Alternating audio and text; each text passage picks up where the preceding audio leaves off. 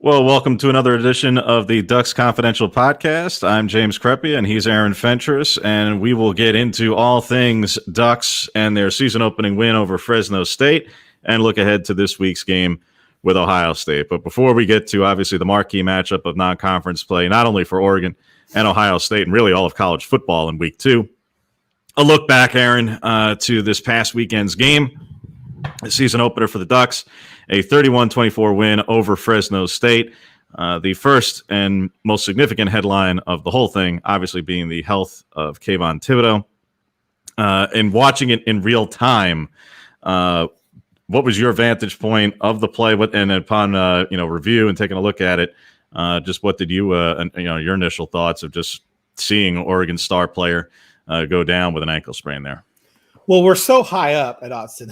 It's not the greatest vantage point in the world, but I couldn't really tell what happened at first. Like it seemed it was confusing to me, but clearly he stayed down. And whenever someone stays down, they're looking at anywhere around their leg. That's concern for something severe. But the fact that he got up within maybe 90 seconds was clearly a good sign. So it seems like something that could linger though, but he definitely not going to be out for the season. Maybe he misses this week. I believe they're uncertain of sort of what's going to happen with him, but it sounds to me like it could be something that could keep him out of this week's game. Yeah, we'll see how the week progresses. Obviously, we'll talk with players after practice today, after practice Wednesday, talk with Mario after practice Wednesday. So we'll see. And he had said it's day-to-day. Look, there is no advantage for them whatsoever to be forthright when it comes to particularly this injury this week. They do not play hide the football. They don't get into cloak and dagger stuff. That's not how Mario does things. But in this week in particular, there's simply there's no reason to be forthcoming with a lot of this information. One, it may very well not be totally determined. And two, right now, Ohio State has not been very forthright with damn near anything either from a personnel standpoint. They had their top 2 outside corners didn't play last week. And Ryan Day had nothing by way of an update today. From his press conference. Now, they do have an availability report late in the week that they release, but that's late in the week. As of right now, obviously, it's not going to change anything in terms of Ohio State's preparation. They're preparing for the best defensive end in the country to be playing. If he doesn't, well, that's sure. But I mean, for their perspective, it doesn't change anything. But we'll see how the week goes. We'll see, obviously, what Mario has to say on Wednesday. But again, sitting next to you in the press box on Saturday, I at first glance, again, like you mentioned, from our angle, I saw how it went down. I thought that he got knocked in like the lower calf and just basically got knocked off of his feet. Mm-hmm. I didn't see the complete roll up onto the ankle from our vantage point because from our angle, you couldn't tell that he hit the ankle for sure. Then seeing the TV replay, a minute or so later, it was clear that that's what had taken place. You go, okay, well, the good news was for a roll up of all kinds of injuries, right, it was more to the side of the foot, side of the ankle, right, as opposed to up the Achilles, which that would be far more significant.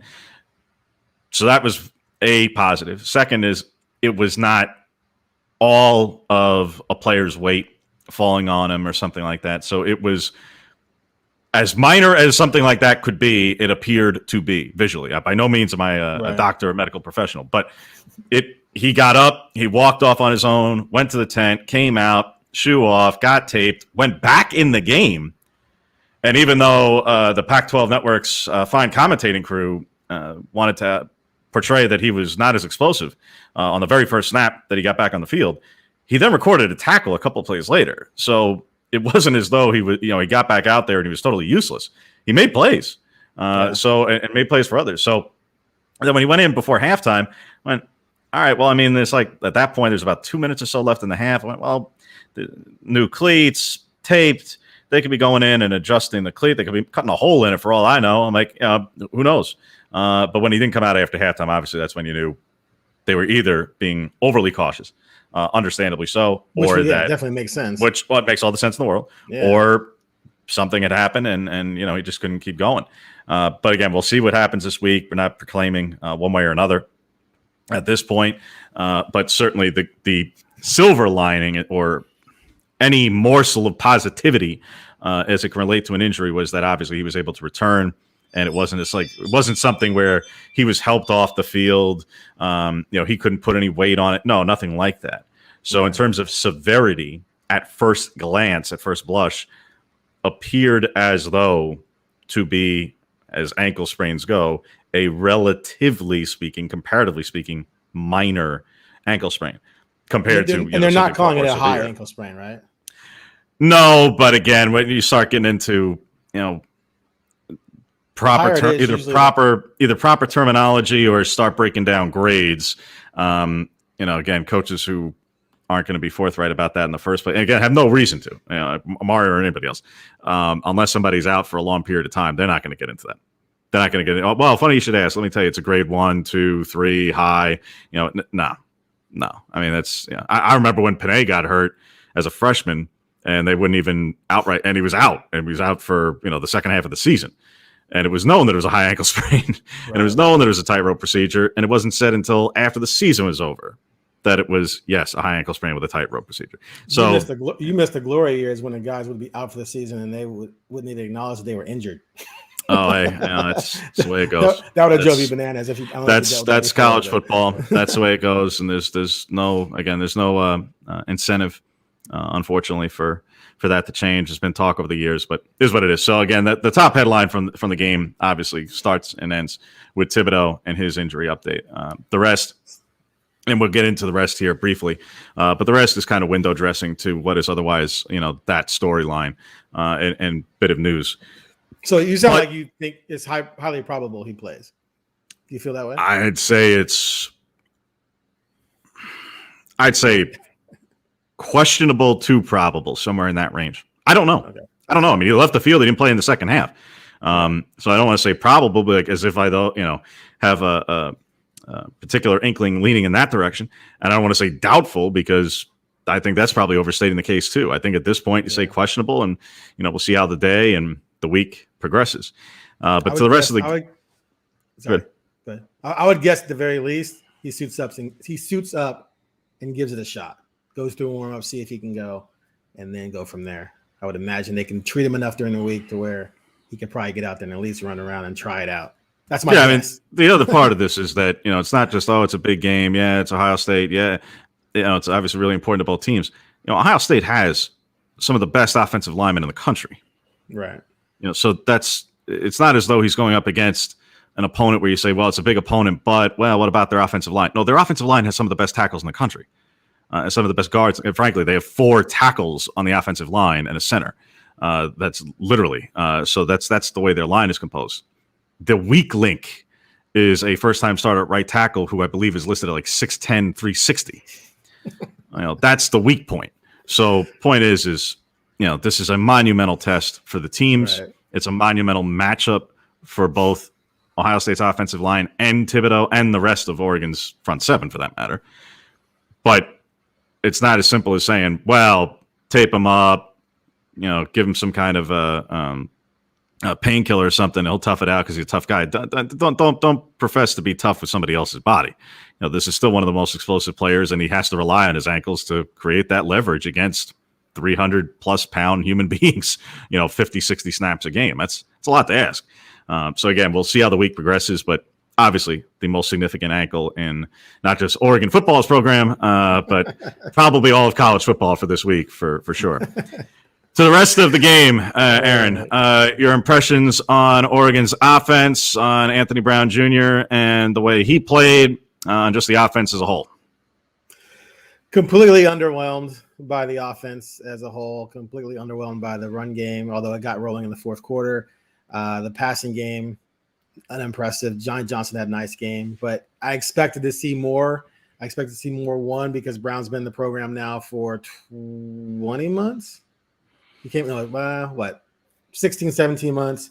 He went through some, the offense last year playing behind Shuck and then playing in some games. He had all spring as number one, all summer as number one, all fall camp, and they just did not look very good. Also, they have all these new receivers. We didn't see much action from any of those guys. The younger guys didn't make a lot of plays. Some of that, he ran a lot off of called pass plays where he dropped back, didn't see something and ran. So maybe guys weren't getting open. Maybe he was missing them. Combination of all the above. The bottom line is you got to have a better passing game than that if you want to go where they want to go. And it just was underwhelming. Like I was just unimpressed completely. Yeah, it was certainly not one that you're going to write home about by way of performances. That said, I honestly expect one. We talked last week. I said Fresno State was going to be a legitimate test. They were. Did I expect them to lead in the fourth quarter? No, I did not. But I did expect them to be a legitimate test. Talked about that they had legitimate pass rush. They did. They created a lot of pressure throughout the course of the game. And the sack fumble that I really don't blame Brown on at all. And the sack fumble where he lost the ball and Fresno State got the lead. Yeah. And frankly, on one of the throws, one of the deep throws that I know that's one of the big talking points, I guess, in the fan base this week. Where are all the deep throws? Where are all the deep throws? Well, all right, there was some that were missed. And there was one that he was fortunate just to get off, and it wasn't a defensive touchdown. The missed throw to Micah Pittman over the middle where Mike is diving. If Anthony doesn't evade a completely wide and free linebacker, if he doesn't get it out, that is not just potentially a loss of yardage rather than just an incomplete pass. That could be a sack at like the one. That could be a safety because he was very close to being in the end zone, if not in the end zone. Or it could have been a defensive touchdown. So, yeah, it would have been great to hit a 35-plus yard pass. It also was great to avoid giving up a defensive score. And if you don't have a mobile quarterback, that's, like I say, at minimum, that's a safety in my mind. So, yes, there were obviously plays missed, but I expected it to be close to the vest as a whole. Again, I could write probably and come up with a dissertation on theory about what happens when an offense gets short fields and can build a lead early in a game, multiple short fields early, and what that does to offensive rhythm, whatever that may mean, and overall productivity thereafter, particularly in these kinds of matchups, a Power 5, Group of 5 matchup. Having said that, that's not making excuses. That's just contextualizing. We've all seen instances of where this open up with a kick return touchdown or an early punt return touchdown, defensive score, whatever the case is, short field. And then all of a sudden you're like, well, team's up 14-0. You go, yeah, but how many offensive plays did they run? 6. Right. Oh, so the offense not have rhythm? You win the game 14-0 at the end of the first quarter, and yet you're like, but the offense hasn't done much. No, they haven't. No, they didn't. So that's kind of one of those like, well, what do you want? You want them to be able to capitalize on a short field and score. They did. On the other hand, you want all this, bombastic over the top stuff. And it's like, well, they only had like a 30-yard field to work with. Like, what were you asking for?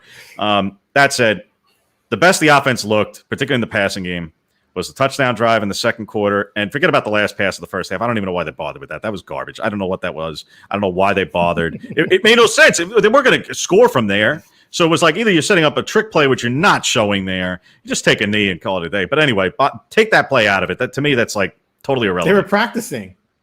Sure. It just made no sense. But be that as it may, throw that play out. He was, I believe it was 8 of 9, basically over the course of from the second quarter touchdown drive into the third quarter. But then that drive where he continued that, Anthony Brown Jr., ended with a 4th and 1 stop where C.J. Verdell slips and trips on the turf. And you go, all right, well, I mean, who do you knock on that? I mean, nobody drew it up for that to happen. It wasn't exactly what either players planning for, what the coaching staff's planning for. So it's one of those like, well, oops, like, what is there to say? Don't do that again. I mean, what would you profess to say to the players after that? Like, no, it wasn't like they were trying to do that. So having said all that, as a whole, I thought they just probably put in a little bit too much personnel too early. Overall number of personnel, yeah, you want to be able to get in that many guys over the course of a game with a Mountain West team. Mm-hmm. But I thought it was too much too early.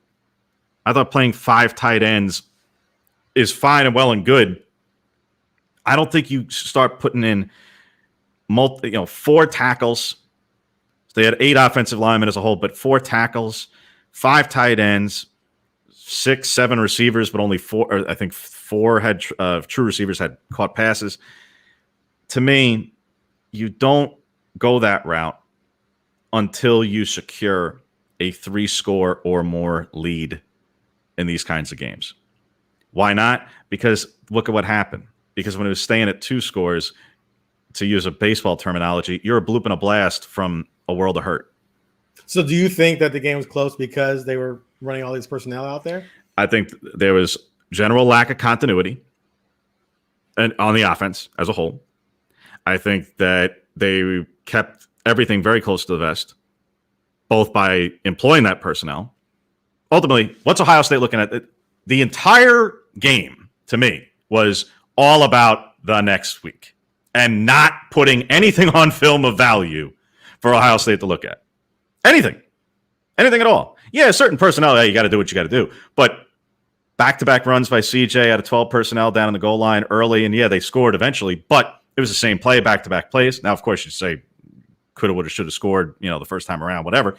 Not knocking it, but fact is, they were just trying to get the game over with and not put anything on film of tremendous value. I get it. I respect it. It's about not trying to give Ohio State much by way of anything.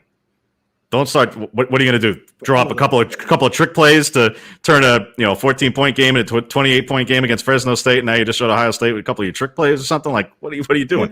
You never do that. Let me respond to that real quick. I saw a lot of people saying that, making that excuse. And if you're a major college football program, you should have enough plays that are going to produce explosion plays and score a lot of points for two different games. Like again, they miss some. They miss some. Not run any of that stuff in the next week's game, or show that same look and then run a variation of it to fool the team who's scouting you. That's what good. Sure, and again, they miss some. There's no excuse for the ones that they missed. Hey, look, they miss. Brown throws a low pass over the middle that gets broken up at the line of scrimmage, and it was a pass to Micah, Micah or Jalen. I think it was Micah, but it literally almost hit the offensive lineman in the helmet. Forget about the defensive lineman. Defensive lineman didn't even have to raise his hand. I mean, it basically just hit the player at head height. All right, well, that's just a low pass. What are you going to do? Well, that's third down. All right, well, that stops a drive. That's a low pass. I agree. I'm saying it's, but it wasn't the play call wasn't the problem. You're trying to convert a third down. What happened? Well, throw got out low. All right, the deep throw to Johnny down the right sideline that was missed on a third down that could have been a huge chunk play, slightly underthrown. Not dramatically underthrown, not the way the defense had a chance to pick it off. No, just slightly underthrown. If it's a difference of 2 to 3 yards, we're talking about infinitesimal, but difference of a major explosive play that could not just convert it a third down, maybe could have blown the top off the coverage for a touchdown early, could have completely swung the game to a 21-point game. All right, don't hit that. 3rd and 11 at Jalen, low on the turf. Okay, bootleg pass to Mike in the end zone, hits him in the hands. So there were misses by receivers. There were misses by Brown. There were misses by receivers blocking on the running game, where Travis had back-to-back runs for 1 and 3 yards that if Devin Williams blocks the safety on either play, Travis is still running. So there were misses collectively as the offense. So point is for those who want to criticize either play calling, it was too conservative, it was this.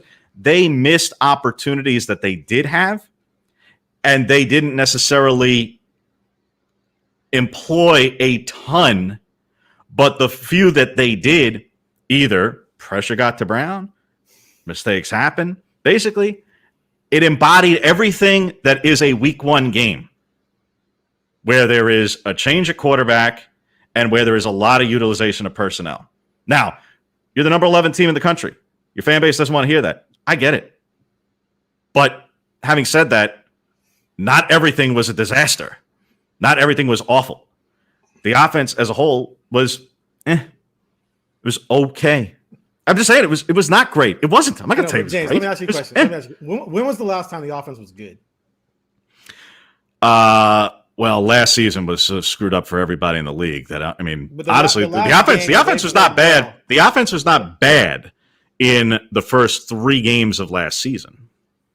The offense was not bad the first 3 games last season. And even in Oregon State, they scored 38. But after that, Cal, USC, the offense was not good. They had 243 yards of offense. Mm-hmm. Iowa State, they got shut out in the second half. And now this game. That's 4 games where the offense has been bad to average at best. This is we've had 5 recruiting cycles since they changed over to Taggart, which Mario was on that staff since then. The Taggart class does not count. The Taggart class does not count. Mario was a part of that. It does not count. Go take a look at that class and tell me how many players on this roster still exist from that class. That's my point, James. They've had 5 recruiting classes. We're 5 years out from when they made the switch. Mario was a part of that Taggart staff. You have a 6th-year transfer at quarterback, which means you had 5 recruiting classes to find at quarterback. They're going with a 6th-year transfer. They blew out Tyler Shuck, who's now at Texas Tech. 4, Anthony Brown. I said, Brown is our guy, Tyler. Leave if you want. They've had all these receivers, all these 4- and 5-star guys come in. The offensive line, Canzano wrote a column the other day about how big the offensive line is compared to yesteryear. Yesterday's offensive line rushed for 280, 300 yards a game. These guys can barely get to 180 sometimes against the Fresno State. So all I'm saying, and for a program that's talking nationally, they're not talking locally. They're not talking, we just want to win the North. Yeah. All right, they're talking nationally. So on a national scale, with all the recruiting classes they've had in the top 10, and the situation at quarterback, that was nonsense on Saturday. That was bad. And that's how I'm judging. I'm not judging them winning the Pac-12 North. The Pac-12 North is garbage right now. If they don't win the North, then it's just a disaster at this point. I'm judging them on playing in the top 10, which is what they're ranked in the top 10, close to the top 10. They looked horrible. I don't want to hear about personnel. I don't want to hear about they just missed this or just missed that. This is a trend that's alarming. That should be. Also, where's Joe Moorhead's amazingly wide open downfield aerobatic offense that was going to be so much better than Arroyo's? Arroyo was garbage, right? He had to go, only won the Pac-12. Well, you said that. I never said that. And now Moorhead, I'm not saying you did, but where's that offense from Moorhead? Like, it's what we saw on Saturday. I think you saw it a little bit early last season. I thought you saw it a little bit early last season. Against Stanford, Washington State, decent against UCLA, Oregon State, fine. Against, all I'm saying is, and then the pillar of the entire offense was not available last season. The end of last season. They should be dropping 50 on Fresno, regardless. If they were playing Stony Brook this week rather than Ohio State, I think they would have. Okay. So just being honest, I think they would have. Listen, this was not for a game that could have, would have, should have been a pad your stats game because of the way the schedule is constructed. It wasn't. Now, this week is the monumental test. Again, then all of a sudden it's going to be Stony Brook, pad stats. Arizona could very well be pad stats. Colorado, that game might be close. Arizona, really? Okay. Fresno State was close. All right. Is Fresno State some great? I'm just saying. Until we see this offense do something, I'm holding out reservations on everything because it's been bad now. It's alarming to me, given all the talent they allegedly have. Let's go to the run game, though. Give me your assessment of the run game. Because what is going? Okay, fourth quarter they got going, but man, the fourth quarter they stopped the nonsense. Come on, you can't tell me that they went out there with the intent to employ the run game excessively. First off, are you in the position? Are you in a position of a lot of fans who continue to tweet at me and send me emails and talking about the very things you're talking about in terms of explosiveness, and you just want to see the ball thrown around 400 yards a game like it's the air raid? Or do you actually want to win the football game? Because if you want to win the football game right now, the identity of the offense is around C.J. Verdell. So that's where it is. Well, he had 7 carries in the first 3 quarters, and 3 of them came on consecutive runs at the goal line. Right. How many yards do you have? 9. Exactly. That's my point. My point is he got 10 carries in the fourth quarter, and he's the identity of the offense. Until and unless the young receivers start coming through, and no, you didn't see them a lot last week, but until that happens, you're not going to see this 350, 400 passing yard per game kind of thing. I'm not calling for 350, 400 passing. I'm calling for some semblance of efficiency. Where a situation where it looks explosive. It doesn't mean it has to be 400 yards.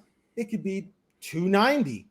But the point is, offensively, they did not look good by any stretch of the imagination. Other than the fourth quarter, they ran well on Fresno State. Great. To me, you should rush for 286, 3-something against a Fresno State, not 186, with most of it coming in the fourth and most of it coming. Well, a lot of it had they the quarterback. And again, short fields early. All right. What do you want the first quarter production to be, Aaron? If they only had 40 yards to go, it can't be 50. I understand they had short fields. Hey, I want 300 yards offense in the first quarter. How many yards could they have gained? 75. I asked for 300. You keep exaggerating. You can have 2 short field possessions. How many possessions did they have in the first half? They had enough to still rush well. They still didn't. It doesn't matter The totals is not what's in the first half. They had 6 true drives. 6 true drives in the first half. 2 of them started. 2 of them started. So what? It started deep inside Fresno State territory on 2 of them. Okay, so in terms of available yards, they had a 7-play drive for 36 yards, a 3-yard drive, a 27-yard drive. Okay, so in 3 drives, at that point, at the end of the first quarter, they at that point had 3, and it's the last possession traversed into the beginning of the second quarter. They had 13 plays for somewhere in the realm of about 65-ish yards, but basically half of it came on back-to-back touchdowns on short fields. Okay, but well, what do you want them to do? Come up with more yards? Okay. You want, okay, hold on. Second drive of the game. Verdell, 3 straight runs for 5 yards.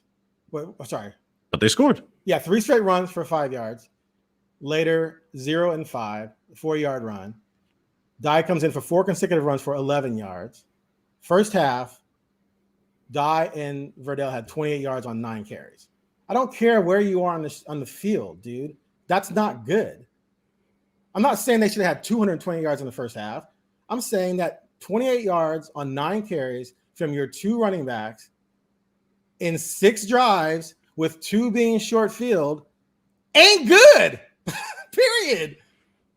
Yeah, and some of it, like I say, to the first, to me, you get to a goal, you get to a goal line, and there's only 3 yards to gain. You can do it on 1 carry, you can do it on 3 carries. It took them 3. All right, well, that's obviously not ideal. It skews averages, it skews statistics badly. Okay, badly. But the max that they could have gotten was 3 in the first place. Like, all right, it took them 3 tries from the 3. I get it. It's not good. I understand that, but there's a lot of heavy people down there. So you think the run game was just fine in the first half? No, I thought that it did what it had to do at a couple of times. I thought in some instances the limitations were there they couldn't create more yards. They were capped off. They were in the goal line area. They had short fields in the first quarter. Second quarter, like I said, they ended up throwing the ball around a little bit and got some success. But in terms of, if you want to say, all right, well, what should the running game be? Well, in the fourth quarter, I think you saw a decent chunk of that, and because rubber met the road and they needed to stop messing around.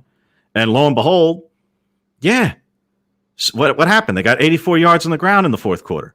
Well, extrapolate that over the course of a game, and they're running for 320 yards. So I mean, what sample size? What sample size do we want to take? A sample size of Iowa State, 86 yards on 18 carries. I'm saying that I'm not buying the fourth quarter. And CJ Verdell was not in the game. I'm not buying. I'm just going to shrug my shoulders. He's the number 1 career rusher in college football today. Now that Minnesota's running back is injured, and you're just he's not in the game. Who cares? He's the number 1 player in the country. The problem's not the back. The problem is the line. Not at all. The line's losing the line of scrimmage. 135 yards. Hey, I'm not telling you that the line's going to win the Joe Moore Award or not. I'm just telling you that having CJ Verdell helps. Oh, of course, he helps, but that's not the issue. And let's put it this way: if it is the issue, then you're telling me Oregon just has 1 quality back? No, I'm telling you that he's the best. After 5 years, well, I can go back to years where Royce Freeman didn't play and they rushed for 300, to where LaMichael went out and Kenyon rushed for 200. I mean, the idea that they only have 1 back, so we're saying after 5 recruiting cycles, Oregon has 1 legit back. So that's another red flag. No, I said the that Cal game, 130. You're going back to last season, going back to the end of last season in Iowa State when he was not on the field. Okay, that's fine. But that's what I'm referring to. The running back is not what I'm worried about. I'm worried about the fact that there aren't holes. CJ Verdell is not a hole-creating running back. He's not a 4-3 guy. He's not juke. When's the last time he juked anybody? He's not running over anybody. Okay, so he's not running over anybody. He's not running over anybody. Show me how running over anybody. Yards after contact. He's running over a lot of people. You're telling me you tell me that he doesn't have yards after contact. You're telling me he's Freeman or Stewart? I don't need to compare him to people. You just said he doesn't knock over anybody. He doesn't have yards after contact. CJ Verdell. Okay. All right, we're watching two very different teams. I don't know which team you're watching. I don't know which running back you've watched the last 3+ years. He's not a back. 2,500 career rushing yards, hasn't knocked over a soul. He's a scat back. Guy's played through an Allen Iverson list of injuries in his career. He's a scat back. The running game is fine. It's the next time you see CJ Verdell run out of bounds to avoid contact, it'll be the first time. You know what I'm talking about. He's not a huge back to where teams are scared of CJ Verdell pounding them and running all over them. They're just not. So he's not a guy to where he's going to make the running game completely passable by himself. The line, the holes, the consistency just isn't there, and it hasn't been. It wasn't even really that consistent in 2019. It was up and down. This is a continuation of that on Saturday. That's all I'm saying. So, but let's move on. Let's move on to the defense. Let me hear if you can kind of defend the defense here. Or do you defend? They played really well. I mean, I thought the defense played well. I thought the defense played pretty well overall. I realized that some are going to jump out and freak out about passing yards allowed. I don't think that that's a big deal in this game. One, veteran quarterback in Haener. Cropper was a damn good receiver. You knew that going in. Ty Jones was a Washington transfer. They had talent at the skilled positions. Who was the number one weapon going into the game for Fresno State? Ronnie Rivers. What'd he do? Butkus. You took away the primary weapon. That's goal one. Limit the explosive plays of Ronnie Rivers. Did they do it? Yes. Okay. Wasn't there goal number two last year? Goal number two. Fresno's running game bad last year. I'm not going simply on his overall running numbers. He was explosive. He's the leading receiving yards player among running backs in the country.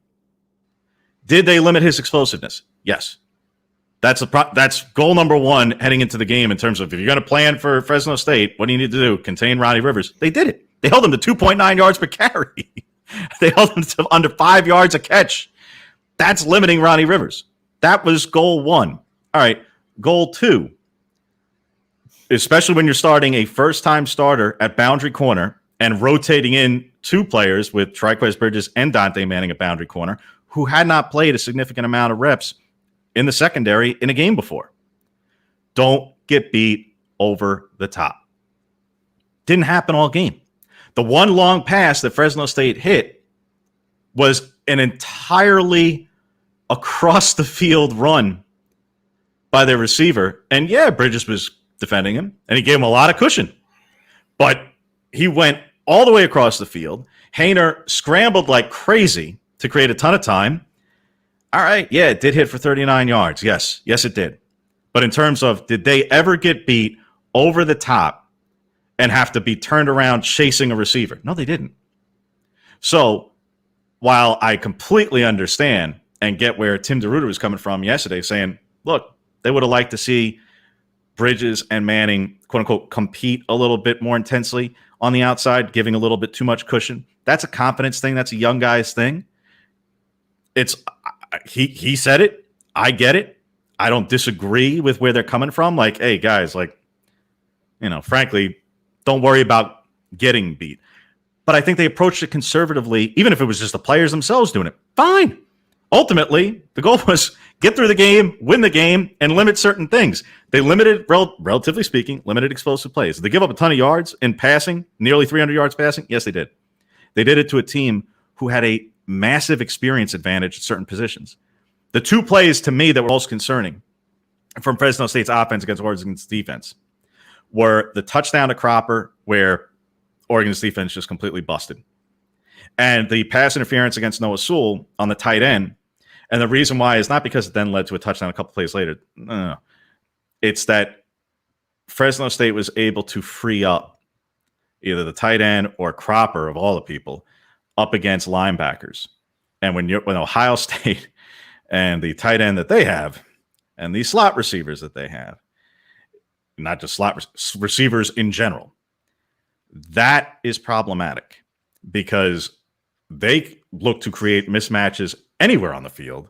But if you just showed them how to do it against two unbelievably talented, but still relatively young inside linebackers, as great a game as Justin Flo had, and he had a great game, and Noah Sewell played well, but in pass coverage, they got lost a couple of times. So that to me was the biggest takeaway defensively. As a whole, they did well. They limited the ground game. They knocked out the top weapon. They didn't get beat over the top. Success, checkbox, checkbox, checkbox. What was the problem? Well, they got lost a couple of times in pass coverage from the linebackers in particular. I thought they created a good amount of pressure.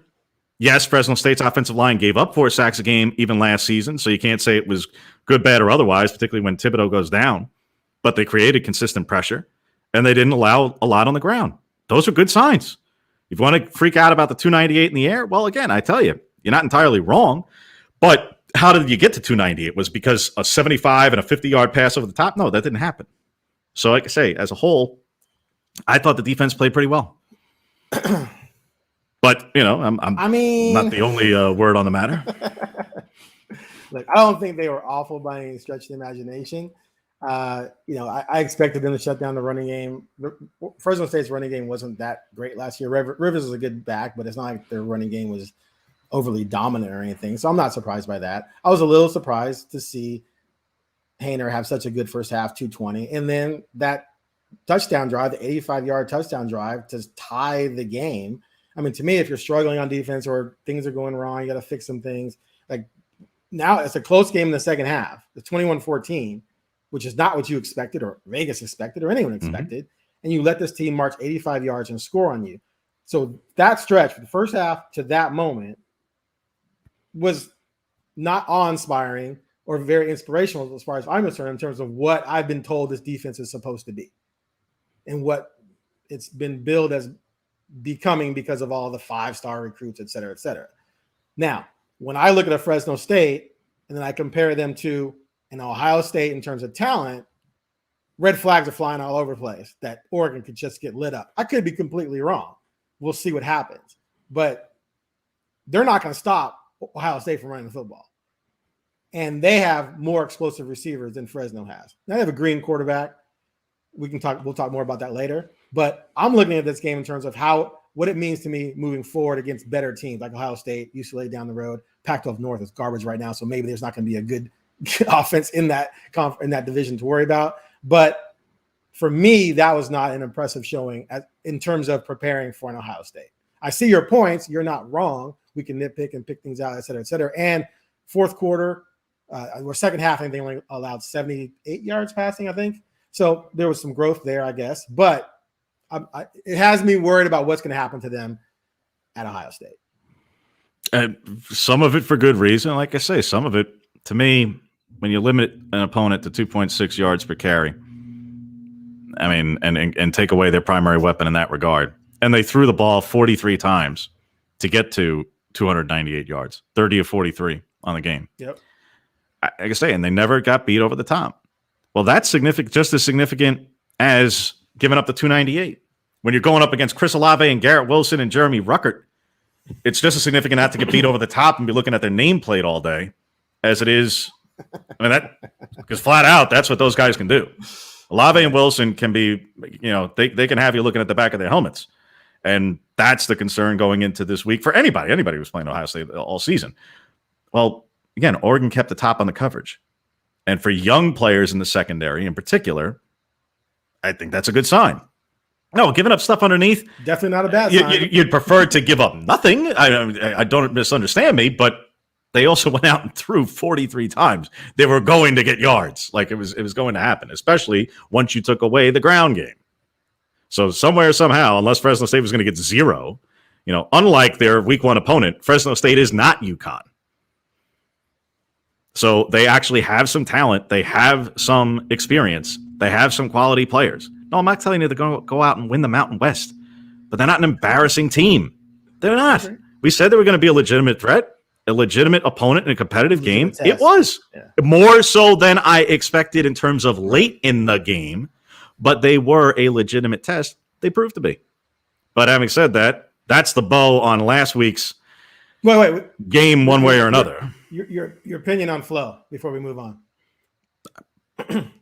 Terrific People player. Have been waiting for this guy to become he played very limited. There's not enough superlatives. Terrific player. Like I wrote in my takeaways on Sunday, he'll be a menace.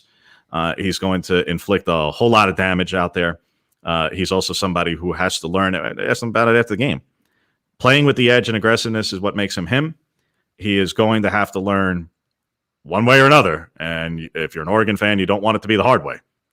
One way or another, you do not want it to be the hard way. And the hard way is targeting calls, personal fouls, things that could result in changes in a game. He has got to find a way to bridle the unbridled nature. It's a double-edged sword. You want a linebacker who can make those kind of plays. You want a linebacker who can be all over the field and run sideline to sideline and downhill and just lay the lumber. And he can. And so can Noah Sewell. That's fantastic. But when it's, hitting a sliding quarterback, when he's on his way down and getting a personal foul, I upon further review also, I didn't think it was even close to targeting in the first place. And no, it really wasn't. It didn't need to be reviewed for it. It wasn't. But can a play like that be potentially for a situation like that? Yeah.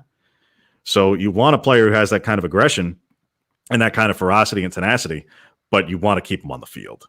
And I think that he's just going to have to learn that over time. But it was also his most significant game action. He made 13 of his 14 tackles after Drew Mathis went down. Fresno State only ran 52 plays. He was in on 1/4 of their plays. That's insane. That's ridiculous. And he wasn't on the field for all of them either. So, there's a couple that he was actually out for, including after the personal foul when Nate Hukalani came in for a couple of snaps. So he was everywhere. He made a ton of plays, all terrific, all what you want to see from a player with that kind of talent. Obviously, there are guys who live up to recruiting rankings. There are guys that don't. Oregon right now has several blue chip players in the front seven. That is part of why I think they stand a chance to compete with Ohio State, because they do have blue chip players who are playing like blue chip players, who are playing like top players, particularly on the defensive side of the ball. So one quick note, you mentioned 2017 class doesn't matter. Then you went off about Verdell, who was in the 2017 class, and their best receiver still Johnny Johnson from the 2017 class. Just a note as we move on that the 2017 class still has a presence on this football team. Okay, Ohio State versus Oregon. Ohio State was not overly impressive against Minnesota. They were down at halftime. 14-10 at halftime, exactly. I watched a lot of the game on Thursday, not all of it, and then I went and watched like the 20-minute condensed version. Still, this is a team that, like you mentioned, the offensive line can roll up some rushing yards. What's your initial feel about where this game could go for Oregon? I think Ohio State has the best wide receiver duo in the country. And again, pairing with a tight end who, even though he didn't have a ton of production last week, Ruckert is a major talent at tight end. They have three major weapons there. Massive weapons there. Their ground game, while not stunningly impressive last week, they didn't have that many plays last week. That's another part to contextualize. And they still put up 45 points. Ryan Day even talked about how hadn't been a part of very many games where you have 45 points on, I believe it was 48 plays, and that's hard to do. They scored on run of 71, pass 38, pass 56, pass 70, kickoff 65, pass 61. those are their 6 touchdowns. Yeah, and it is what they were unbelievably explosive, have been, will continue to be. So I think a key, not necessarily saying the key, but I think a key for Oregon in this game is anybody who plays Ohio State has to accept a degree of reality. That reality being you are probably going to get beat either over the top or by Wilson or Olave in some kind of juke move thing where they just get free and open space and hit the open field. You're going to have to accept that one of those is going to happen. That's just the way cost of doing business against this kind of team with this much talent, with this much firepower. It's the way it is. Yeah. For Oregon to win in Ohio Stadium, where there's going to be over 90,000, they say there's 10,000 tickets available, but based on through Ohio State's website for ticket sales, there aren't 10,000 tickets. So they may be including the secondary market, but be that as it may, whether it's 90, whether it's 100, whatever the case is by way of attendance on Saturday, it's going to be the largest and loudest crowd any of Oregon's players have ever played in front of and will ever play in front of. Because even when they play in Georgia or if they ever make the playoff here during the course of their careers, it's never going to be in a one-sided road venue of that size and magnitude like this. So in order to compete with a team like that, as the road opponent, you cannot let a crowd work into a frenzy, and particularly when you're not accustomed to that scale of a crowd. If you get beat over the top multiple times by this team, it's over. I don't care who you are. I don't care if we're talking about Oregon. I don't care if we're talking about Penn State. I don't care if we're talking about Michigan, Wisconsin. It doesn't matter. Anyone who goes into Ohio Stadium and gets beat over the top for multiple 40-plus yard touchdowns is losing the football game. You cannot, if you're Oregon, get beat that way over the top multiple times. Once, anybody gets a free pass once. But you can't get beat like Minnesota did. Case in point. And they were the home team. And they were winning at halftime. That's the point. The ground game, they're actually really deep on the ground. And you didn't see a ton of it last week by way of their rotation. But their most productive player last week, Mayan Williams, may not even be their best running back. And it may not be Master Teague III either. Trayvon Henderson, who got in late, I've been told by guys who cover Ohio State that he's actually their best running back. So they're going to throw a lot of running backs at Oregon. Whether or not that's problematic, well, time will tell. I do think Oregon, and not just going off of last week, whatever. No, I do think they have talent again in the front seven that can, relatively speaking, create some pressure and fill some gaps and holes and whatnot in the run game. But I think Ohio State's firepower from an offensive standpoint it's just more abundant than anybody that is on Oregon's schedule this year, last year, or even if you want to go back to 2019. Yeah, USC had a really talented receiving core, but their running backs. Oh my goodness! Auburn's offense wasn't offensively. Auburn was inept by comparison to this. Yeah, right. Yeah. Auburn wishes it had first round wide receivers. I mean, no.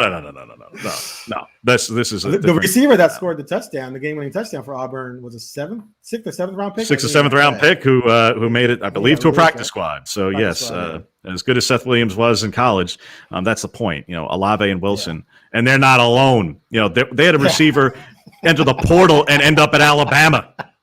That sounded like a movie trailer, and they're not alone. Yeah, but that's the point, is that they're not alone, and they're so talented that they can lose a guy and he can end up at Alabama. That's what they're dealing with right now. Right. That's just what the test is. Now, that said, their defense is also really talented too. Has some holes. They rushed for 201 on 26 carries against Minnesota, with not one back getting more than 9 carries, and that was Williams for 125. So yeah, they spread it around in that game. Now, okay, you have said, though, and you just mentioned a minute ago, everyone said this, the front seven for Oregon is legit. This offensive line for Ohio State's legit. And so talent-wise, you look at it on paper, you think, okay, well, Oregon could maybe do some stuff in this game. But again, when I look back at the last year and this year, I'm just like, no, I don't buy it. I think Ohio State will wear them down and rush for 200 yards if it wants to. Am I crazy? 200 yards? 200.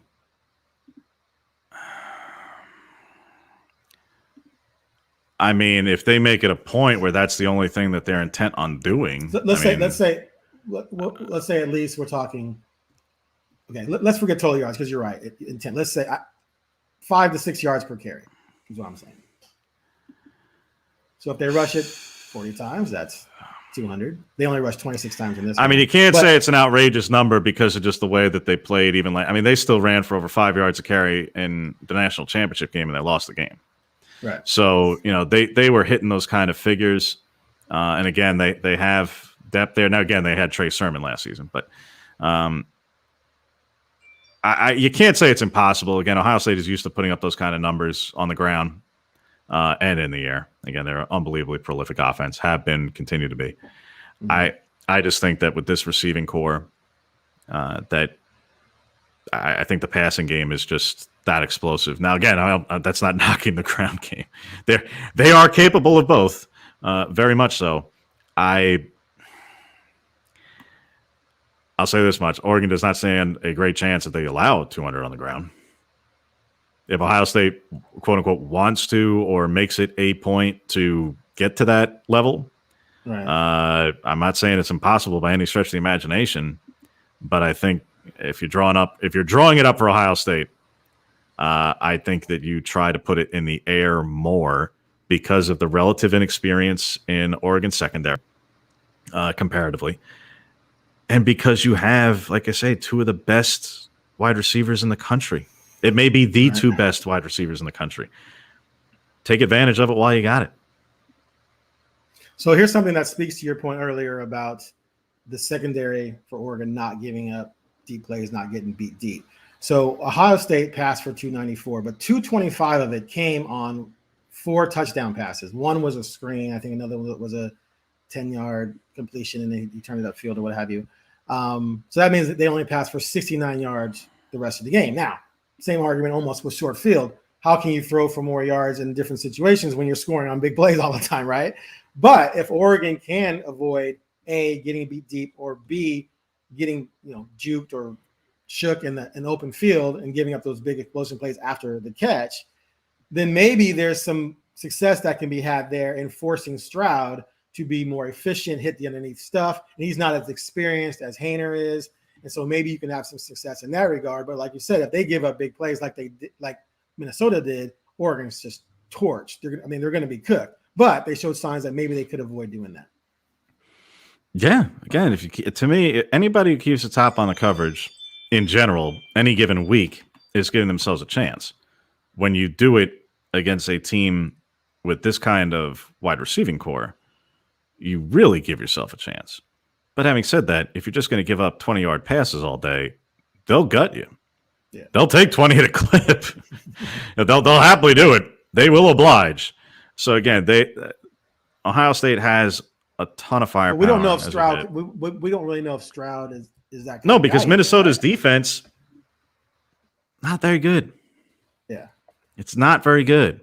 So you don't know how to, what do you translate from a week ago where they had one game? Yeah, it's a road game. Yeah, they were down at halftime. But yeah, to your point, where when you want to get into, well, this is what Oregon did against Fresno State, and how does that translate? Well, Ohio State played Minnesota. How does that translate? By way of comparison to an Oregon team that, I know Minnesota's pass defense was not awful last season. They were 36th nationally. But how many truly great passing offenses did they play over the course of the year? They play in the Big Ten West. Their run defense was worse. Their run defense was awful. So, Ohio State puts up 200 yards on the ground against Minnesota. Minnesota gave up over 200 yards per game last season on the ground. Right.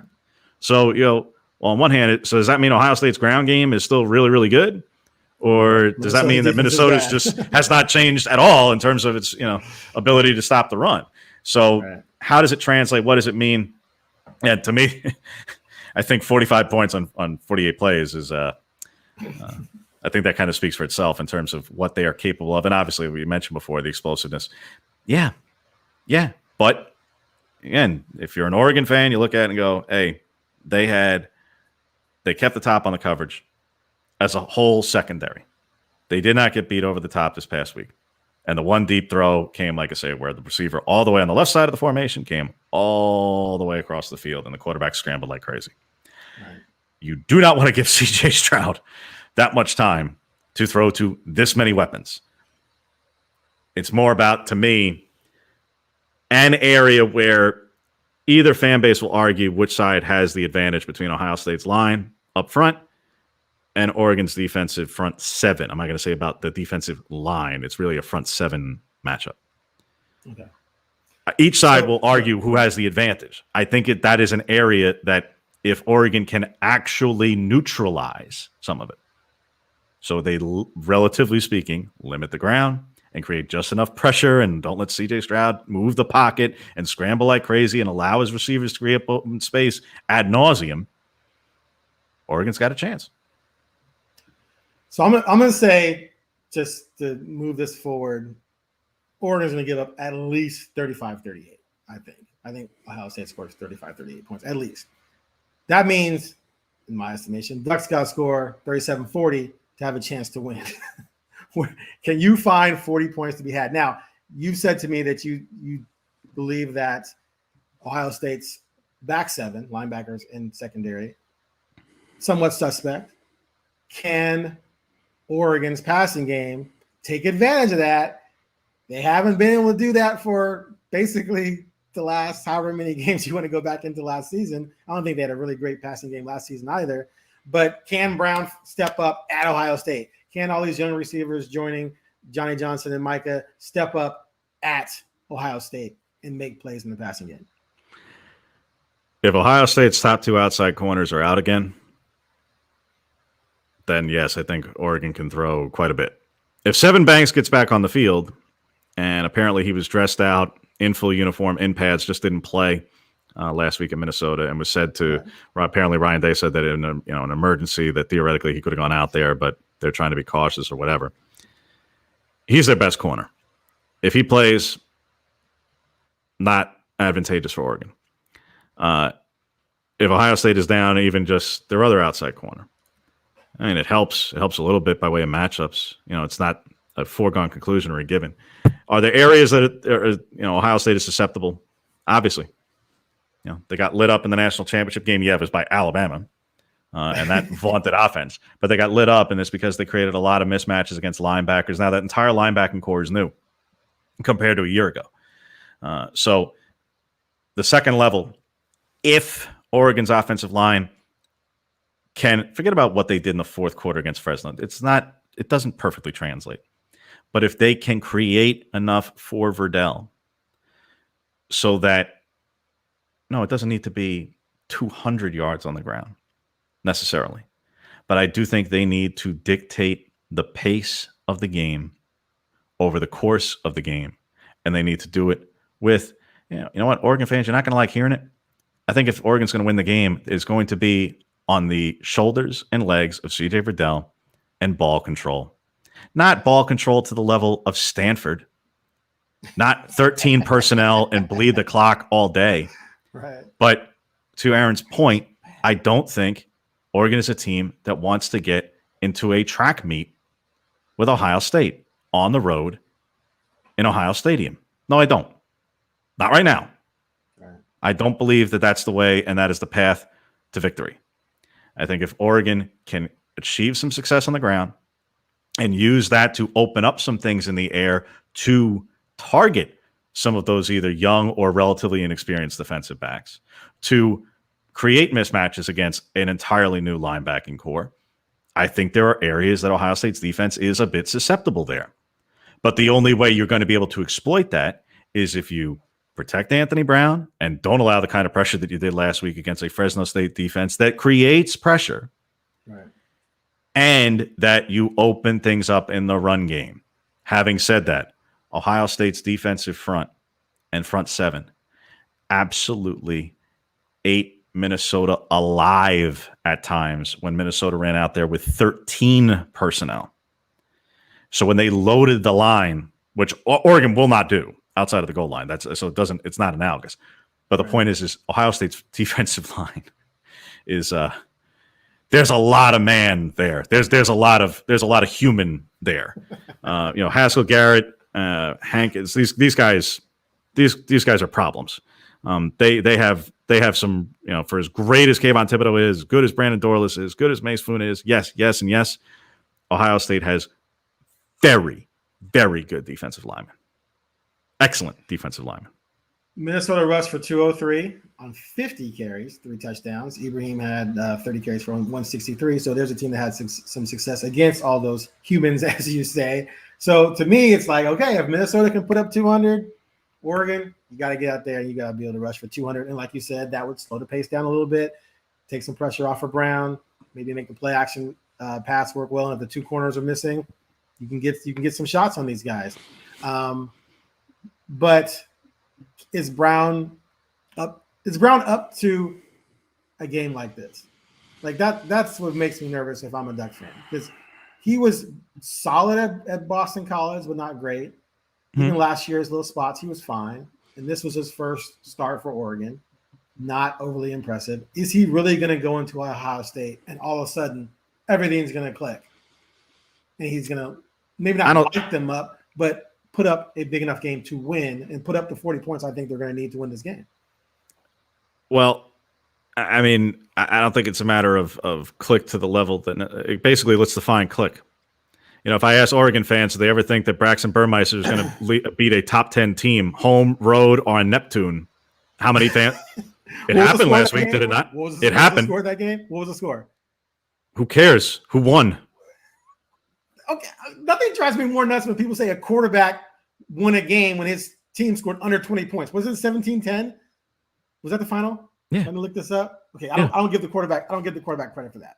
He threw for a touchdown, ran for a touchdown, and beat what could be the number one pick, or at least the number one quarterback in the draft. Now, yeah, UNC's offensive line is terrible, and Virginia Tech ate them alive. But my point is how many Oregon fans would have believed that Braxton Burmeister was capable of doing that? Well, turns out he was. He's capable of leading a team to a great upset. 5 years. Terrific win. 5 years. Well, did it? But to Aaron's point, did it all click for him to be able to do that? No, the team accomplished it. Right. The team accomplished it, and he did play well in the game. Did he? Yeah, he didn't play poorly. He played well enough to win. And when you're a home underdog to a top 10 team, that's all that really matters. Okay. Well, point is, hey, Aaron, if they win on Saturday, guess what? You can lead the charge in terms of bench the quarterback and put in the next guy and who transfers. If Oregon wins, there'll be a parade in Eugene. Are you kidding? Okay. So I don't care how he looks. Is he good enough to win? Is he good enough to win? What is click? Let's define click. Is he good enough to win? Define click. Okay, here's define click. I just said, and you haven't disagreed with me, so maybe you disagree. Ohio State's going to score 35, 38 points. Do you disagree with that? They are certainly capable of it. If Oregon's going to win, they cannot allow 38 points. Okay, so what I'm saying is, so let's just say 33. That means Oregon has to score 34, 35. I don't believe Oregon's going to win a 24-21 game. I don't think that's even conceivable to me. I'm saying Ohio State's put up at least in the 30s. So that means Oregon has to put up in the 30s. Braxton Burmeister did not put up 30 points. So you can't, that comparison to me, if Brown goes 12 of 19 for 169, one touchdown and a pick, they get blown out by Ohio State. You want to say he won the game? They gave up 10 points. The defense won that game. Just like the first Super Bowl Tom Brady won. Tom Brady didn't win that Super Bowl. The defense won that Super Bowl. You can't give Burmeister credit for winning that game when his team gave up only 10 points. He was carried by the D. What I'm saying here with Brown cannot play like that. Brown is going to have to put up, along with the run game, 30-plus points to win. Can he do that? Do you think he can? I think the offense can score 30 points. Okay. I don't know if it's going to be Anthony Brown throwing for 4 touchdowns. I believe the offense can score 30 points. And if you ask me how would I design that 30 points, it would not be 100% on the quarterback. Of course not. I mean, it would not be 75% on the quarterback. Okay. See that? Yeah. I mean, that's what's going to be dicey because again, this running game has never proven, other than a few games here and here, to be consistently dominant enough to carry this team. So that's why the quarterback is going to have to be above average, well, maybe even special for them to win a game like this because they're not going to go out there. Now, that Utah game, like the Utah Pac-12 title game, right? I'm still amazed by that. That was phenomenal because the run game was dog crap against Oregon State and was not good against Wisconsin. But that one day against the number one run defense in the country, it was like, 60 yards a game? They rushed for 257.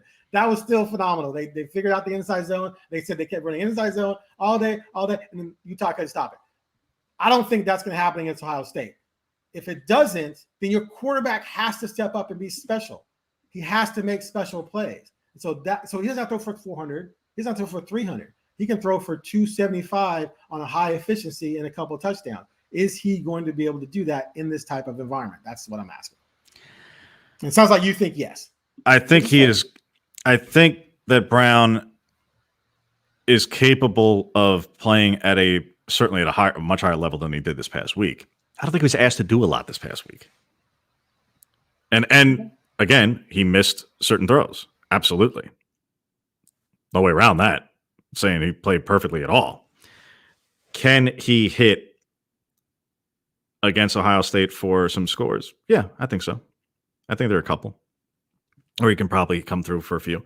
But again, to me, if we're talking about how do you get to a certain level of 30 plus points, 35 plus points or something, I just think that's that could be a tall order to do as a road team. That's all. I think we might have. Oh, there we go. I think we lost Aaron there for a second. But no, my point was just, I don't know if you could hear me, but bottom line, I just think that if it's a race to 35 or 40 some odd points, I just don't think that that's a game that Oregon wants to get into. Right. I just don't. I totally agree. They want to slow it down, eat some clock, be more efficient. I think they're modeled to victory right now. Much as Oregon fans don't want to hear this. I know. It's sacrilege. Everything has to be in the 50s. Bring back the blur that no longer exists, but bring it back. I know. I think that their path and model to victory in this against this kind of opponent right now, not indefinitely and forever, not for the remainder of the Mario Cristobal era, not for the next decade. Right now, week 2, 2021. I think their path to victory and against this kind of opponent is the same model that they followed against Wisconsin in the Rose Bowl, against Auburn, albeit in a loss, but Auburn in 2019, that they are going to win and grind out, relying on the ground and quick to carry them. And, well, I wouldn't only do the quick pass thing. See, they lost Auburn because they didn't take enough deep shots, and that was, again, that side, it's a game from 2 years ago. Bottom line, the model from that in terms of overall plan and strategy. You are not going to win these games and track meets today. Maybe down the road, maybe 2 months from now, but not right now. Not against a team with this much firepower. I think there is a path, a very, very finite path, and a very narrow window. But I think there is a window whereby Oregon can win a game 28-24, 31-27, that kind of style game. I do not think they can win a game 42-35 in Ohio Stadium. Okay. But do I think that they can score in the mid-20s? Yes, I do. Okay. All right. Well, let's end on our predictions. What's your early prediction? And I am probably any prediction made Tuesday is subject to change. Yes, I reserve the right to alter it. So kickoff. Especially when a player of Kayvon Thibodeau's stature is dealing with an ankle sprain. So my early prediction from Monday, and I'll stand by it for the moment, is Ohio State 38-24 at the moment. If Thibodeau plays and I get a better sense of things over the course of the week, I'm going to be knocking that down on both ends. I am leaning towards knocking the score down a little bit, but my Monday initial first blush impression, 38-24 Ohio State. I know that's up against the spread for those who care about that. I don't care. What is the spread? 14. 14. It opened up at 11.5 this week. It had previously over the summer been 13.5, depending on where you found it. But it's back it opened at 11.5 one spot. It bounced around to 14. So bottom line, I know that's up against it, but that's not why I picked it. If I get a better sense of both Thibodeau and Ohio State's defensive backs and some other spots where they're dealing with some injuries, then again, yes, I absolutely reserve the right to change and modify that. But at the moment, I've got Ohio State winning 38-24. Okay, we're pretty much in the same ballpark. I have 41-24.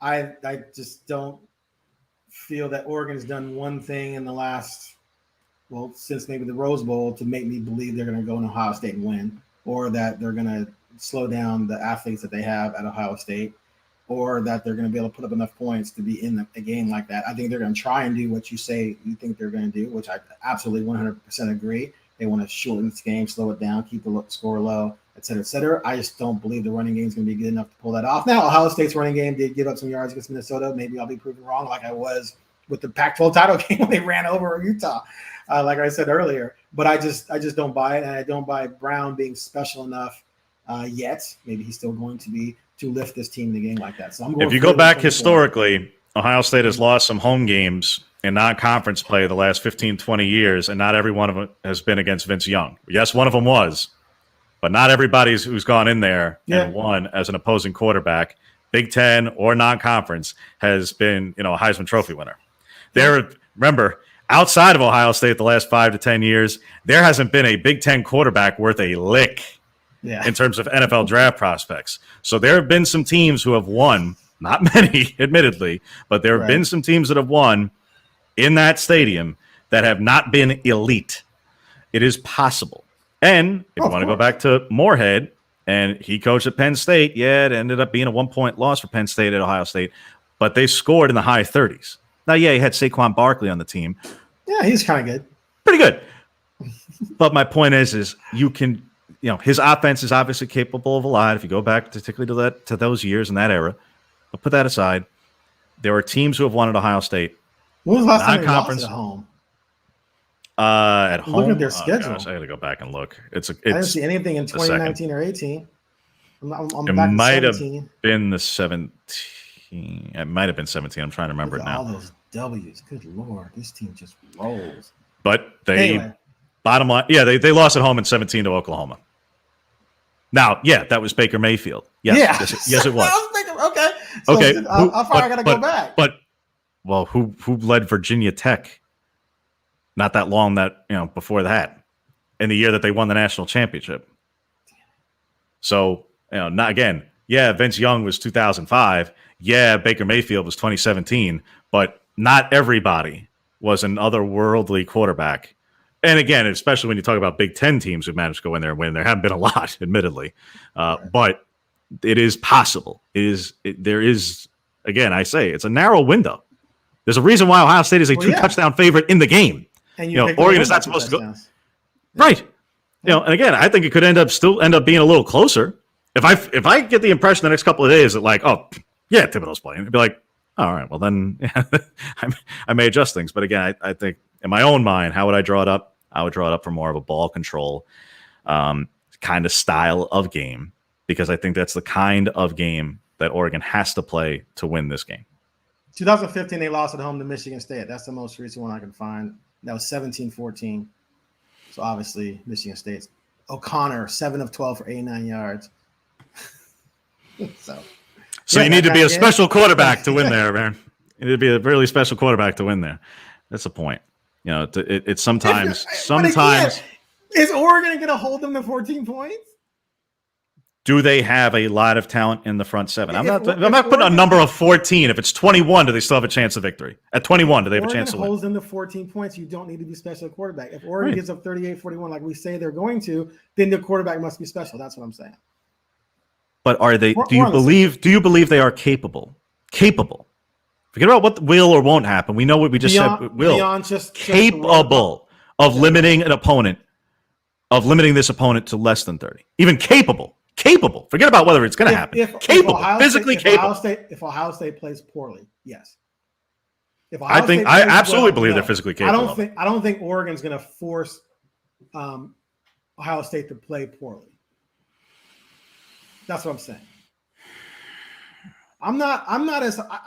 We're all high on this. But they haven't shown it. They haven't proven anything. They had a 6-game season. They lost to Oregon State. So, yeah. I know. Right. We give them forgiveness for that, but still means we haven't seen it. I agree. Okay, that's all. I agree with that. I didn't see anything on Saturday that showed me, oh yeah, man, Ohio State better watch out. I don't think Ohio State's looking at film going, oh my God, I think they're looking at Flo and Sewell and seeing two extremely talented but somewhat undisciplined young hotshots, and they're figuring out ways that their offensive line is going to trap those guys into situations and take them out of the play. That's what I think Ohio State's doing. I don't think they're looking at Oregon's defense going, oh my God, we're in trouble. I think they're going, we're about to light these dudes up. That's just my feeling. It's just that I could be wrong. That's the beauty of college football. Yeah, the Oregon front seven has more talent, more not just on paper talent, not recruiting ranking talent. They have more talent because Brandon Dorlus was not a 5-star, and yet by Pro Football Focus, he was the highest graded player, not just on the team, one of the highest in the country on the interior defensive line last week, and that was with Thibodeau out for 3/4 of the game. I think that this is a front seven that is talented enough to be very disruptive and mess up any opponent in terms of how they might look to go about things on the ground or in the air. But again, I will iterate again. I believe that the path to victory for Oregon in the game is to keep Ohio State under 30. Right. Because under 30, I think Oregon has the offensive firepower to hang with that. If they allow 35 or more, no, I do not think Oregon can win a game 42-35 in Ohio State. There it is. Thank you. I think it has to be lower. I don't think they're not built to be in a track meet right now. Not right now. A year from now. I think in a roundabout way on every topic we pretty much agree. But it was fun getting to that path, going down through that journey. Well, we'll do it each and every week here on the Ducks Confidential podcast. Again, he is Aaron Fentress, and I am James Crepea. Make sure to give us a like and subscribe to the podcast wherever you get your podcast. Subscribe so that way it just goes straight to your phone. Give us a like and rating and whatnot. It helps others find it as well. And like I say, we'll be back next week to have a massive overreaction one way or the other. And I'm sure that's not hyperbole for Aaron in any way. So we will either be celebrating the 2022 national champions one way or another. Either that Ohio State is bound to do that and that they'll train wreck, Alabama and Georgia, or that Oregon is ready to crown itself a third Pac-12 championship. Though Aaron doesn't even count the second, but that's besides the point. No one sensible counts the second. If Oregon wins this game on Saturday, there's no excuse for them not to go to the playoffs. If they win this game on Saturday, they are a top 5 team. If they win the game on Saturday, can we agree on that? I don't even take a look at the coaches. I think the coaches poll just came out. You mean they'll be ranked in the top 5? Or not that they are. Yeah, I mean, right. I mean, the time will tell. But if in terms of next week, whatever the polls say next week. I guess it depends on whatever happens in front of them, though. And that's still a big leap, isn't it? Sure, but if you beat a top 5 team, you're probably going to move up a few notches. Well, yeah, I know, but are you going to move? I mean, right now, if they all win as well, that's what I'm saying. In the coaches poll, they stuck at, or it stuck. They were 12 in the coaches poll originally. They moved up one spot to 11. Right. What I'm saying is that if they beat the number 3 team in the country on the road as a 2-touchdown underdog, I think I don't care what Iowa State does with Iowa. They absolutely jump them, Florida, Cincy, Notre Dame, Clemson. I think Ohio State moves into the top. I think Oregon moves into the top 5 if it beats Ohio State this week. Okay. The top 5 may be number 5, but I think they move into the top 5 if they beat Ohio State this week. Okay. Big test. No guarantees. Again, we both picked them to lose, to be clear. But if it happens, we will come back next week with a monumental overreaction the other way, I'm sure. And again, we should call this, instead of Oregon Confidential, it should be Oregon Overreaction. I'm sure somebody else has that trademarked already. But again, subscribe, give us a like, give us a follow, et cetera, et cetera. We'll be back next week for overreactions and proclamations one way or another, and to declare that we've either been grossly misinformed or wildly, or pat ourselves on the back accordingly. Appreciate you for listening. Like I said, we'll see you next week, everybody.